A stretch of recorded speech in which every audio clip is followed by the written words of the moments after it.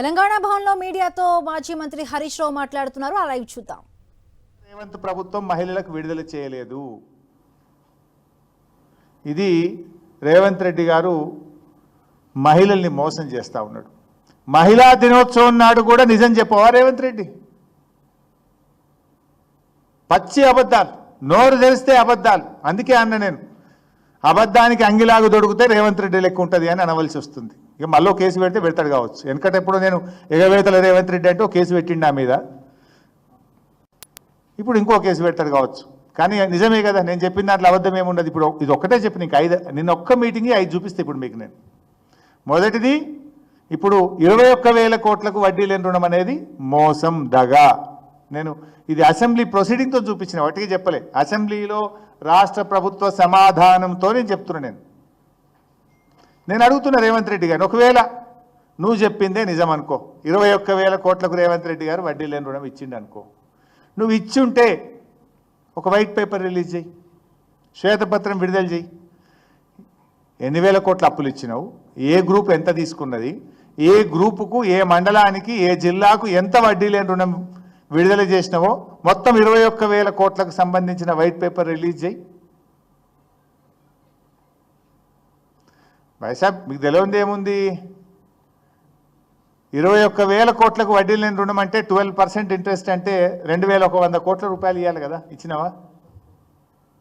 అంటే అంత మోసం. పాపం మహిళలు అమాయకులు అనుకుంటుండు. అందుకే మహిళలు నువ్వు స్పీచ్లు ఇస్తుంటే పోతుంటే గేట్ల కాడ తాళాలు వేసి పోనీయకుండా పెట్టినావు కదా. నువ్వు మాట్లాడుతుంటేనే లేచిపోయిండ్రు. నీ అబద్ధాలు వినలేక మహిళలు లేచిపోయే ప్రయత్నం చేసిండ్రు. ఇది మొదటిది. ఇక రెండవది, రేవంత్ రెడ్డి గారు నిన్న ఇంకో మాట మాట్లాడినరు. ఈ వీడియో కూడా చూపిస్తా మీకు నేను.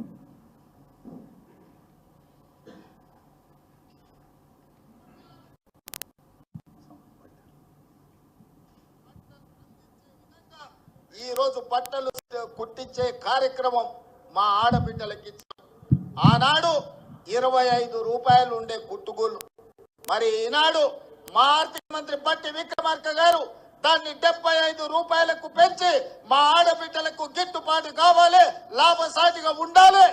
4 రూపాయలు సంపాదిస్తే వాళ్ళ కుటుంబానికి ఉపయోగపడుతుందని చెప్పి ఈరోజు 75 రూపాయలు ఇచ్చినాం. మహిళలు ప్రభుత్వ పాఠశాలల్లో చదువుకుంటున్నటువంటి పిల్లలకు బట్టలు కుట్టడం విషయంలో గత ప్రభుత్వం 25 రూపాయలు ఇచ్చింది, మేము 75 రూపాయలకు పెంచామని రేవంత్ రెడ్డి గారు చెప్పిండ్రు. 2 అబద్ధాలే. మా ప్రభుత్వం ఉన్నప్పుడు 50 రూపాయలు ఇచ్చాం, ప్రతి జతకు 50 రూపాయలు. యూనిఫామ్స్ పిల్లలకు, గవర్నమెంట్ స్కూల్లో చదువుకునే పిల్లల యూనిఫామ్స్కు 50 రూపాయలు ఇచ్చేవాళ్ళం. రేవంత్ రెడ్డి గారు ఏమన్నాడు, ఇప్పుడు గతంలో 25 ఇచ్చిండ్రు, ఇప్పుడు మేము 75కు పెంచినాము అన్నాడు. ఫస్ట్ ఆఫ్ ఆల్ గతంలో ఇచ్చింది 50, అదొక అబద్ధం. 2, నువ్వు ఇప్పుడు 75కు పెంచినా అన్నావు. నాకు డౌట్ వచ్చింది, రేవంత్ రెడ్డి కదా, ముఖ్యమంత్రి కదా, అబద్ధం ఆడాడేమో అని చాలా జాగ్రత్తగా మా హెడ్ మాస్టర్కి ఫోన్ చేసిన, బట్టలు కుట్టిన మహిళలకు ఫోన్ చేసిన, డిఈఓకి ఫోన్ చేసిన, ఎంఈఓకి ఫోన్ చేసిన, చాలా మందికి 4 దిక్కులో తెలుసుకున్నా. అదే గంత అబద్ధం ఆడతాడా, ఇంత పచ్చిగా అబద్ధం ఆడతాడా ఒక ముఖ్యమంత్రి, ఆడొద్దు కదా అని. ఎందుకైనా మంచిదే 4 దిక్కుల ఫోన్ కొట్టి చూసిన, కానీ ఏడ చూసినా అన్న 50 రూపాయలు వచ్చినాయి.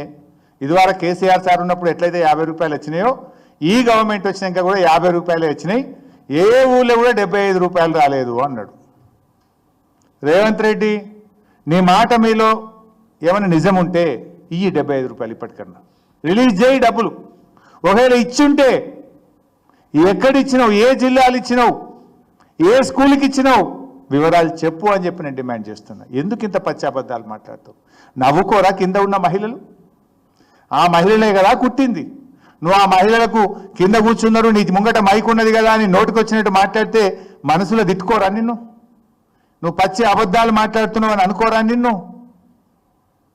ఇస్తే 75 రూపాయలు స్టిచ్చింగ్ ఛార్జెస్ ఇస్తే ఏ ఊర్లు ఇచ్చినావు చెప్పు నాకు. నువ్వు అది పోదామా, నీ కొడంగల్కి పోదామా?